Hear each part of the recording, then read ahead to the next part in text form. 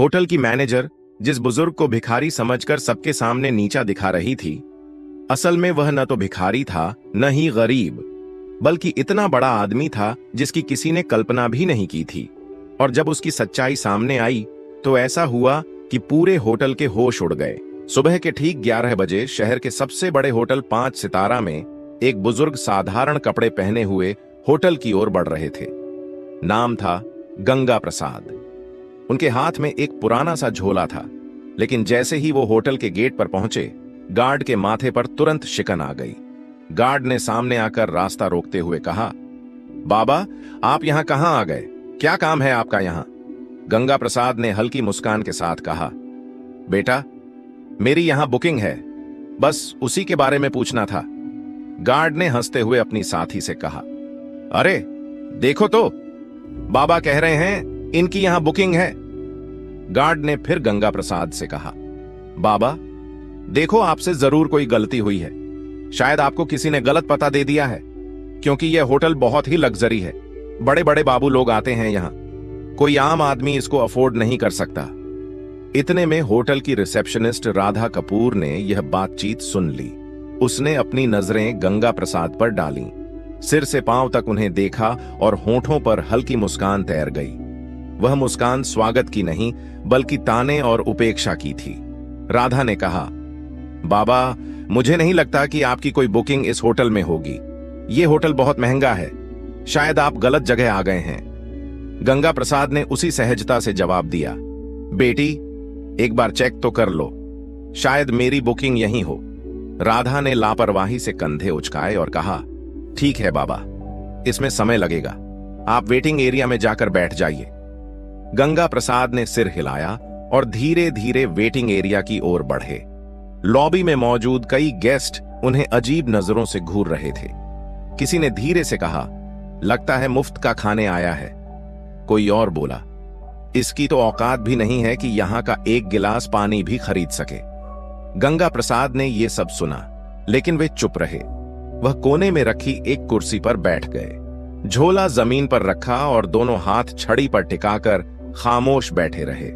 Lobby का माहौल अजीब हो चुका था। लोग चाय और कॉफी की चुस्कियां लेते हुए उन्हीं की तरफ इशारा करके बातें बना रहे थे। किसी छोटे बच्चे ने अपनी मां से मासूमियत से पूछा, मम्मी, ये बाबा यहां क्यों बैठे हैं? ये तो होटल वाले जैसे नहीं दिखते। मां बच्चे से बोली, बेटा, सब किस्मत की मार है, जब किस्मत साथ न दे तो हर किसी की सुननी पड़ती है। इसी बीच राधा फिर से वहां से गुजरी। उसने अपने साथी स्टाफ से कहा, पता नहीं मैनेजर साहब क्या कहेंगे, ऐसे लोगों को यहां बैठाना भी रिस्क है, होटल की इमेज खराब हो रही है। साथी ने हंसते हुए कहा, कोई बात नहीं, कुछ देर बाद ये खुद ही उठकर चला जाएगा। गंगा प्रसाद ये सब सुन रहे थे, पर वो एक शब्द न कह सके। वह सिर्फ इंतजार कर रहे थे कि कोई उनकी बात सुने। 1 घंटे तक वह यूं ही बैठे रहे, कभी घड़ी देखते, कभी रिसेप्शन की तरफ नजर डालते। उन्हें उम्मीद थी कि कोई आएगा और कहेगा, हां बाबा, आपकी बुकिंग है, लेकिन ऐसा नहीं हुआ। गंगा प्रसाद ने धीरे से कुर्सी का सहारा लिया और खड़े हो गए। उन्होंने रिसेप्शन की तरफ देखा और कहा, बेटी, अगर तुम व्यस्त हो तो अपने मैनेजर को बुला दो, मुझे उनसे भी कुछ जरूरी बात करनी है। राधा ने मन ही मन सोचा, अब इसे मैनेजर से भी मिलना है। फिर अनमने ढंग से फोन उठाया और होटल मैनेजर विक्रम खन्ना को कॉल लगाया। उसने कहा, सर, एक बुजुर्ग आपसे मिलना चाहते हैं। विक्रम ने दूर से गंगा प्रसाद को देखा और फोन पर हंसते हुए कहा, क्या ये हमारे गेस्ट हैं या बस ऐसे ही चले आए हैं? मेरे पास अभी टाइम नहीं है, इन्हें बैठने दो, थोड़ी देर में खुद चले जाएंगे। राधा ने वही आदेश दोहराया और गंगा प्रसाद को और थोड़ी देर बैठने का आदेश दिया। गंगा प्रसाद ने गहरी सांस ली और फिर से उसी कोने की कुर्सी पर बैठ गए। सारी नजरों का बोझ उनके कंधों पर था, लेकिन उनकी आंखों में अब भी वही सब्र था, मानो कह रहे हों, सच को छिपाया जा सकता है पर रोका नहीं जा सकता। लॉबी में गंगा प्रसाद अब भी बैठे थे। समय धीरे धीरे बीत रहा था, लेकिन उनके लिए हर मिनट किसी पहाड़ की तरह भारी हो रहा था। इसी बीच रिसेप्शनिस्ट राधा कपूर दोबारा उनके पास आई। उसने रूखी आवाज में कहा, बाबा, आपको थोड़ा और इंतजार करना पड़ेगा, मैनेजर साहब अभी भी बिजी हैं। गंगा प्रसाद ने मुस्कुराकर सिर हिलाया और बोले, ठीक है बेटी, मैं इंतजार कर लूंगा। उसी समय होटल का मैनेजर विक्रम खन्ना अपने केबिन में बैठा हुआ किसी विदेशी क्लाइंट से फोन पर बातें कर रहा था। उसके चेहरे पर घमंड साफ झलक रहा था। फोन रखते ही रिसेप्शन से राधा का दोबारा कॉल आया। राधा ने कहा, सर, वो बुजुर्ग अब भी लॉबी में बैठे हैं, आप एक बार उनसे मिल लीजिए। विक्रम ने हंसते हुए कहा, बैठा रहने दो, थोड़ी देर में थक जाएगा और खुद चला जाएगा। मेरे पास ऐसे फालतू लोगों के लिए वक्त नहीं है। तभी वहां एक छोटा कर्मचारी आया। नाम था अर्जुन शर्मा। वह होटल का बेल बॉय था। उसने गंगा प्रसाद को देखा। लॉबी में सब उनका मजाक उड़ा रहे थे, लेकिन अर्जुन की आंखों में उनके लिए सम्मान था। वह धीरे से पास आकर बोला, बाबा, आप कब से बैठे हैं? क्या किसी ने आपकी मदद नहीं की? गंगा प्रसाद ने मुस्कुराकर उसकी ओर देखा और कहा, बेटा, मैं मैनेजर से मिलना चाहता हूं, पर लगता है वो व्यस्त हैं। अर्जुन का चेहरा कस गया। वह बोला, बाबा, आप चिंता मत करो, मैं अभी उनसे बात करता हूं। गंगा प्रसाद ने सिर हिलाया। तुम्हारा बहुत धन्यवाद, भगवान तुम्हें सुखी रखे। अर्जुन तेज कदमों से मैनेजर के केबिन की ओर गया। दरवाजे पर पहुंचते ही उसने नॉक किया और अंदर चला गया। विक्रम खन्ना ने इशारे से पूछा, क्या बात है? अर्जुन ने आदर से कहा, सर, लॉबी में एक बुजुर्ग बैठे हैं, वो आपसे मिलना चाहते हैं। विक्रम ने भौहें चढ़ाई और ठंडी आवाज में बोला, अर्जुन, तुम्हें कितनी बार कहा है कि फालतू लोगों से दूर रहो। वो कोई गेस्ट नहीं है, शायद भूला भटका कोई आया है। अर्जुन ने धीरे से कहा, लेकिन सर, उन्होंने कहा है कि उन्हें आपसे जरूरी बात करनी है। विक्रम हंस पड़ा, अरे जरूरी बात? तुम्हें अंदाजा भी है यहां कितने करोड़ का कारोबार होता है, और तुम मुझे ऐसे बाबा से मिलवाना चाहते हो? अर्जुन चुप रहा, लेकिन अंदर से दुखी था। उसने सोचा, इंसान को उसकी शक्ल देखकर कैसे ठुकराया जा सकता है? क्या बड़े पद पर बैठने से किसी को इंसानियत भूल जानी चाहिए? विक्रम ने सख्त आवाज में कहा, अर्जुन, तुम अपना काम करो, यह मामला तुम्हारे बस का नहीं है। अर्जुन ने सिर झुकाया और बाहर चला आया। लॉबी में लौटते ही उसने गंगा प्रसाद की ओर देखा। उनकी आंखों में धैर्य अब भी था। अर्जुन उनके पास बैठ गया और बोला, बाबा, मैंने कोशिश की, लेकिन मैनेजर साहब अभी नहीं मिलना चाहते। गंगा प्रसाद ने मुस्कुराकर उसके कंधे पर हाथ रखा और बोले, कोई बात नहीं बेटा, तुमने कोशिश की, यही मेरे लिए काफी है। अर्जुन की आंखें भर आईं। उसे महसूस हुआ कि यह बुजुर्ग कोई आम इंसान नहीं है। उनकी सादगी में एक अजीब सी ताकत छिपी थी। लॉबी का माहौल अब और भी भारी हो चुका था। लोगों के ताने और ठहाके, गंगा प्रसाद की खामोशी और अर्जुन की बेचैनी सब मिलकर एक अजीब तस्वीर बना रहे थे।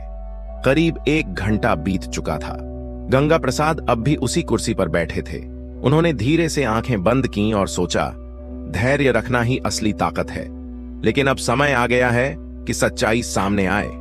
होटल की घड़ी ने 12:30 बजाए। गंगा प्रसाद अब और चुपचाप बैठ नहीं पाए। उन्होंने धीरे से अपनी छड़ी उठाई, झोला कंधे पर टांगा और रिसेप्शन की तरफ बढ़ गए। लॉबी में बैठे कई लोगों ने फिर से ताने कसे, देखो देखो, बाबा अब मैनेजर से लड़ने जा रहे हैं। रिसेप्शन पर खड़ी राधा कपूर ने उन्हें आते देखा। उसने झुंझलाकर कहा, बाबा, आपको कहा था ना इंतजार कीजिए, मैनेजर अभी बिजी हैं। गंगा प्रसाद ने उसकी ओर देखा और नरम आवाज में बोले, बेटी, बहुत इंतजार कर लिया, अब मैं खुद ही उनसे बात कर लूंगा। इतना कहकर गंगा प्रसाद सीधा मैनेजर विक्रम खन्ना के केबिन की ओर बढ़े। लॉबी में खामोशी छा गई। सबकी नजरें उसी तरफ टिक गईं। हर कोई देखना चाहता था कि आगे क्या होने वाला है। जैसे ही गंगा प्रसाद ने केबिन का दरवाजा खोला, विक्रम अपनी घूमने वाली कुर्सी पर अकड़ के साथ बैठा था। उसने भौहें चढ़ाते हुए कहा, हाँ बाबा, बताइए, इतना शोर क्यों मचा रखा है? क्या काम है आपको? गंगा प्रसाद ने धीरे से झोला खोला और उसके अंदर से एक लिफाफा निकाला। उसे आगे बढ़ाते हुए बोले, ये मेरी बुकिंग और होटल से जुड़ी कुछ डिटेल हैं, कृपया एक बार देख लीजिए। विक्रम ने हंसते हुए लिफाफा हाथ में लिया, लेकिन खोले बिना ही टेबल पर पटक दिया। उसकी हंसी में अहंकार साफ झलक रहा था। उसने कहा, बाबा, जब किसी इंसान की जेब में पैसे नहीं होते हैं तो उसे बुकिंग जैसी बड़ी बड़ी बातें करना बिल्कुल बेकार है। मुझे आपके जैसे लोगों की शक्ल देखकर ही पता चल जाता है कि आपके पास कुछ नहीं है। ये होटल आपके बस का नहीं है। बेहतर होगा आप यहां से चले जाएं। गंगा प्रसाद ने उसकी आंखों में देखा। उनकी आवाज अब गहरी और गंभीर हो चुकी थी। उन्होंने कहा, बेटा, बिना देखे कैसे तय कर लिया? एक बार इन कागजों को देख तो लो। सच्चाई अक्सर वैसी नहीं होती जैसी दिखती है। विक्रम कुर्सी पर पीछे झुक गया और जोर से हंसते हुए बोला, बाबा, मुझे किसी कागज को देखने की जरूरत नहीं है। मैं सालों से इस होटल को संभाल रहा हूं। लोगों की शक्ल देखकर ही पहचान लेता हूं कि किसकी क्या औकात है। आपकी शक्ल कहती है आपके पास कुछ भी नहीं है। यह सुनकर लॉबी में बैठे कुछ गेस्ट भी हंसने लगे। गंगा प्रसाद ने गहरी सांस ली, लिफाफा टेबल पर रखा और शांत स्वर में बोले, ठीक है, जब तुम्हें यकीन नहीं है तो मैं चला जाता हूं, लेकिन याद रखना, जो तुमने आज किया है उसका नतीजा तुम्हें भुगतना पड़ेगा। इतना कहकर उन्होंने दरवाजे की ओर कदम बढ़ाए। पीछे बैठे गेस्ट फुसफुसाए, वाह, मैनेजर ने सही किया। ऐसे लोगों को यही सबक मिलना चाहिए। गंगा प्रसाद होटल से बाहर निकल गए। उनकी धीमी चाल और झुकी हुई कमर ने पूरे स्टाफ के बीच एक अजीब सा सन्नाटा छोड़ दिया। लेकिन विक्रम अपनी कुर्सी पर बैठा मुस्कुराता रहा। उसके चेहरे पर गर्व और तिरस्कार का मिला जुला भाव था। इसी बीच बेल बॉय अर्जुन शर्मा उस लिफाफे की तरफ बढ़ा। उसने धीरे से उसे उठाया और चुपचाप अपने सर्वर कंप्यूटर की ओर चला गया। कंप्यूटर स्क्रीन पर उसने लॉग इन किया और फाइलें खोलना शुरू किया। लिफाफे में लिखी डिटेल्स के आधार पर उसने होटल का पुराना रिकॉर्ड खंगाला। कुछ ही देर में उसकी आंखें चौड़ी हो गईं। स्क्रीन पर जो जानकारी थी उसने अर्जुन को हिलाकर रख दिया। रिकॉर्ड में साफ लिखा था, गंगा प्रसाद, होटल के 65% शेयर होल्डर, संस्थापक सदस्य। अर्जुन की सांसें तेज हो गईं। उसने फौरन प्रिंटर से रिपोर्ट निकाली। कागज हाथ में लिए वह भागता हुआ मैनेजर के केबिन में पहुंचा। अंदर विक्रम अब भी किसी क्लाइंट से फोन पर बात कर रहा था। अर्जुन ने धीरे से कहा, सर, ये रिपोर्ट देखिए। ये वही बुजुर्ग हैं जो यहां आए थे। ये हमारे होटल के असली मालिक हैं। विक्रम ने फोन रखते हुए अर्जुन की तरफ देखा और भौहें चढ़ा लीं। अर्जुन, तुम्हें कितनी बार कहा है, मुझे ऐसे लोगों की रिपोर्ट्स में दिलचस्पी नहीं है। ये सब फालतू बातें हैं। अर्जुन ने फिर कोशिश की, लेकिन सर, ये रिपोर्ट साफ बताती है कि गंगा प्रसाद हमारे होटल के मालिक हैं। अगर हमसे कोई गलती हो गई है तो। विक्रम ने बीच में ही बात काट दी। उसने रिपोर्ट को अपनी तरफ सरका कर देखा, फिर बिना पढ़े ही उसे वापस अर्जुन की ओर धकेल दिया। उसकी आवाज में अहंकार पहले से और ज्यादा था। उसने कहा, मुझे ये सब बकवास नहीं चाहिए। तुम्हें मैंने कहा है ना, अपना काम करो। ये होटल मेरी मैनेजमेंट स्किल से चलता है, किसी पुराने बाबा की दान दक्षिणा से नहीं। अर्जुन हैरान रह गया। उसके चेहरे पर गहरी बेचैनी थी। वह रिपोर्ट हाथ में लेकर वापस निकल गया। लॉबी में आते ही उसने गंगा प्रसाद को याद किया। उनकी आंखों की गहराई, उनका धैर्य। उसे लगा, यह मामला अब सिर्फ होटल तक सीमित नहीं है, यह इंसानियत की परीक्षा है। धीरे धीरे शाम होने लगी। गेस्ट अपने अपने कमरों में चले गए। स्टाफ अपने काम में लग गया। लेकिन अर्जुन के दिल में हलचल बढ़ती गई। उसे यकीन था कल का दिन इस होटल की तस्वीर बदल देगा। अगली सुबह का नजारा बिल्कुल अलग था। होटल के हर कोने में हलचल थी। स्टाफ आपस में धीरे धीरे फुसफुसा रहे थे। किसी ने कहा, कल जो बाबा आए थे शायद उनके बारे में कोई बड़ी बात है। दूसरे ने जवाब दिया, हाँ, सुना है वो होटल के बड़े शेयर होल्डर हैं। यह खबर धीरे धीरे पूरे होटल में फैल चुकी थी, लेकिन किसी को अब भी भरोसा नहीं हो रहा था।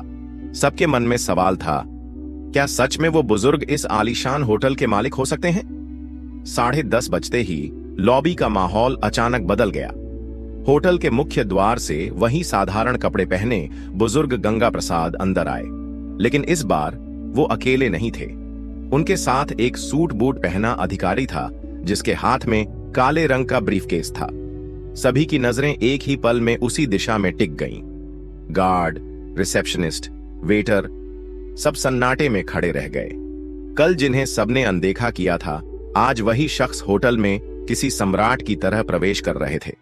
गंगा प्रसाद ने सीधे हाथ से इशारा किया, मैनेजर को बुलाओ। आवाज में अब कोई नरमी नहीं थी, बल्कि एक आदेश की कठोरता थी। थोड़ी ही देर में विक्रम खन्ना बाहर आया। उसके चेहरे पर हल्की घबराहट थी, लेकिन अहंकार अब भी बाकी था। वह आधा मुस्कुराकर बोला, जी बोलिए बाबा, आज फिर आ गए? गंगा प्रसाद ने उसकी आंखों में देखा और ठंडी आवाज में कहा, विक्रम खन्ना, मैंने कल ही कहा था, तुम्हें अपने कर्मों का नतीजा भुगतना पड़ेगा। आज वो दिन आ गया है। विक्रम सकपका गया। उसने हंसी में बात टालने की कोशिश की। गंगा प्रसाद के साथ आए अधिकारी ने ब्रीफकेस खोला, उसमें से मोटी फाइल निकाली और सबके सामने टेबल पर रख दी। उसने जोर से कहा, ये डॉक्यूमेंट्स साफ बताते हैं, इस होटल के 65% शेयर गंगा प्रसाद के नाम पर हैं, असल मालिक वही हैं। पूरा स्टाफ स्तब्ध रह गया। राधा कपूर के हाथ कांपने लगे। लॉबी में मौजूद गेस्ट्स ने एक दूसरे को देखा और फुसफुसाए, ये तो सच में मालिक हैं, हमसे कितनी बड़ी भूल हो गई। गंगा प्रसाद ने अपनी छड़ी जमीन पर टिका दी। उनकी आवाज अब तेज और दृढ़ थी। विक्रम खन्ना, आज से तुम इस होटल के मैनेजर नहीं रहोगे। तुम्हारी जगह अब अर्जुन शर्मा इस पद को संभालेगा। विक्रम गुस्से से कांपते हुए बोला, आप होते कौन हैं मुझे हटाने वाले? ये होटल मैं सालों से चला रहा हूं। गंगा प्रसाद गरजते हुए बोले, ये होटल मैंने बनाया है, इसकी नींव मेरी मेहनत से रखी गई थी। मैं चाहूं तो तुम्हें एक पल में बाहर का रास्ता दिखा सकता हूं, पर दंड स्वरूप तुम्हें फील्ड का काम दिया जा रहा है। अब वही काम करो जो तुमने दूसरों से करवाया है। गंगा प्रसाद ने अर्जुन को पास बुलाया। उन्होंने उसके कंधे पर हाथ रखते हुए कहा, तुम्हारे पास धन नहीं था, लेकिन दिल में इंसानियत थी। यही असली काबिलियत है, इसलिए तुम इस पद के हकदार हो। अर्जुन की आंखों से आंसू बह निकले। वह भावुक होकर बोला, साहब, मैंने तो बस इंसानियत निभाई थी। गंगा प्रसाद मुस्कुराए, यही सबसे बड़ी योग्यता है बेटा। फिर उन्होंने रिसेप्शनिस्ट राधा कपूर की ओर देखा। उनकी नजर इतनी कठोर थी कि राधा कांप गई। गंगा प्रसाद बोले, राधा, तुम्हारी यह गलती पहली है, इसलिए तुम्हें माफ कर रहा हूं, लेकिन याद रखना, इस होटल में कभी किसी को उसके कपड़ों से मत आंकना। हर इंसान की इज्जत बराबर है। राधा ने हाथ जोड़ लिए और रोते हुए कहा, मुझे माफ कर दीजिए, आगे से ऐसा कभी नहीं होगा। गंगा प्रसाद ने चारों तरफ देखा और ऊंची आवाज में कहा, सुन लो सब लोग, ये होटल सिर्फ अमीरों का नहीं है। यहां इंसानियत ही असली पहचान होगी। जो भी अमीर गरीब का फर्क करेगा, वो इस जगह पर रहने लायक नहीं होगा। लॉबी में मौजूद गेस्ट्स ने जोरदार तालियां बजाईं। हर कोई गंगा प्रसाद को सम्मान की नजरों से देख रहा था। जो कल तक उन्हें तुच्छ समझ रहे थे, आज वही उनके आगे झुक गए। गंगा प्रसाद ने अंत में कहा, असली अमीरी पैसे में नहीं, सोच में होती है। अगर सोच बड़ी हो तो इंसान खुद ही बड़ा बन जाता है। इतना कहकर वह अधिकारी के साथ होटल से बाहर निकल गए। पीछे खड़े स्टाफ और गेस्ट्स देर तक उनकी ओर देखते रहे और मन ही मन सोचते रहे, मालिक ऐसा होना चाहिए जो दूसरों को उनकी इंसानियत से पहचाने, ना कि उनके कपड़ों से। उस दिन के बाद होटल का माहौल पूरी तरह बदल गया। स्टाफ अब हर गेस्ट के साथ सम्मान से पेश आता। लोग कहते, गंगा प्रसाद ने सिर्फ होटल नहीं बनाया, बल्कि इंसानियत की नींव भी रखी है।